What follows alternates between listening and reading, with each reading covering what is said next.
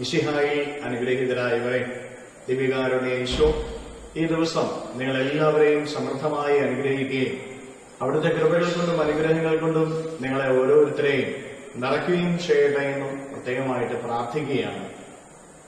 പുതിയ ഒരാഴ്ചയിലേക്ക് പ്രവേശിക്കുമ്പോൾ ഈ ആഴ്ചയിലെ നിങ്ങളുടെ എല്ലാ കാര്യങ്ങളിലും ഈശോയുടെ സംരക്ഷണവും സഹായവും നിങ്ങൾക്ക് ഓരോരുത്തർക്കും ലഭിക്കട്ടെ എന്ന് പ്രത്യേകമായിട്ട് പ്രാർത്ഥിക്കുന്നു.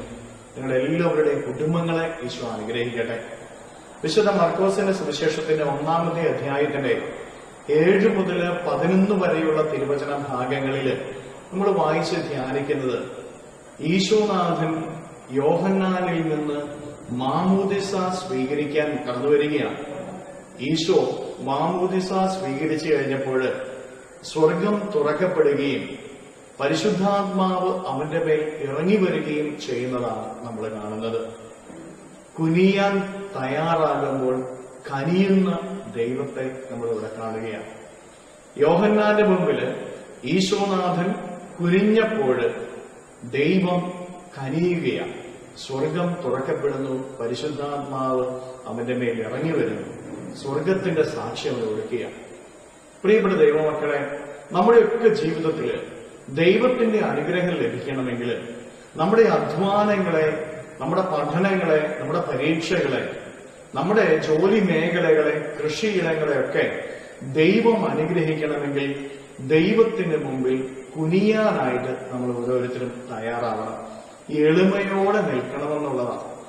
എളിമയോടെ ദൈവത്തെ വിളിക്കാനായിട്ട് നമ്മൾ തയ്യാറാകുമ്പോൾ, എളിമയോടെ ദൈവത്തിനു മുമ്പിൽ പ്രാർത്ഥിക്കുവാനായിട്ട് നമ്മൾ തയ്യാറാകുമ്പോൾ, എളിമ നിറഞ്ഞ ഹൃദയത്തോടെ നമ്മുടെ ജീവിതത്തിൽ ഓരോ കാര്യങ്ങളും ചെയ്യുവാനായിട്ട് നമ്മൾ തയ്യാറാകുമ്പോൾ ദൈവം നമ്മുടെ ജീവിതത്തെയും നമ്മുടെ കുടുംബത്തെയും അനുഗ്രഹിക്കും.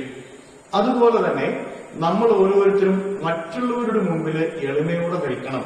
ഈശോനാഥൻ യോഹന്നാന്റെ മുമ്പിൽ തലകുനിച്ചപ്പോഴാണ് ദൈവം അവന്റെ മേല് കനിവ് പകരുന്നത്.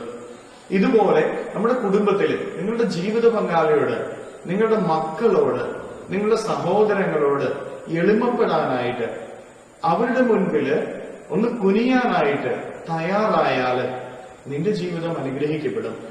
നമ്മുടെ ഓരോരുത്തരുടെയും ജീവിതം അനുഗ്രഹിക്കപ്പെടുന്നത് എപ്പോൾ നമ്മൾ കുനിയാൻ, എളിമയോടെ നിൽക്കാൻ തയ്യാറാകുന്നു അപ്പോഴാണെന്ന് മനസ്സിലാക്കണം.